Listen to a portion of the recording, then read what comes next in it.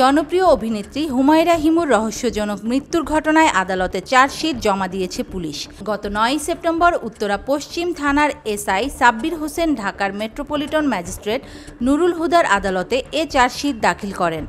এতে আসামি করা হয়েছে হিমুর বয়ফ্রেন্ড জিয়াউদ্দিন রুফিকে।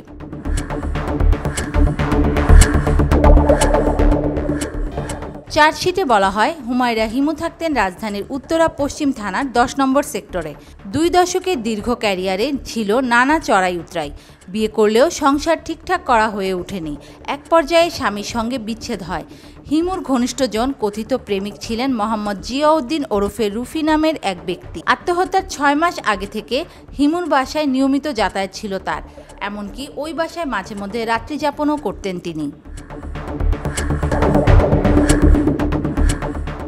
এই ঘটনায় ২ নভেম্বর রাতেই হিমুকে আত্মহত্যার প্ররোচনার অভিযোগে তার মামা নাহিদ আক্তার বাদী হয়ে উত্তরা পশ্চিম থানায় একটি মামলা করেন।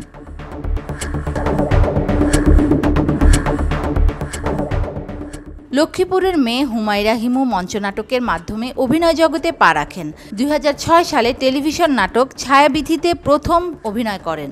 তারপর বাড়ি বাড়ি, সারি সারি, হাউসফুল, গুলশান, এভিনিউ সহ অনেক জনপ্রিয় নাটক উপহার দিয়েছেন তিনি।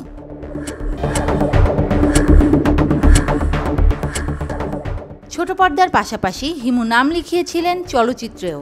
২০১১ সালে আমার বন্ধু রাশেদ সিনেমার মাধ্যমে এই ভুবনে তার অভিষেক হয়। মুক্তিযুদ্ধ ভিত্তিক এই চলচ্চিত্রে অরু চরিত্রে অভিনয় করে দারুণ প্রশংসা কুড়ান তিনি।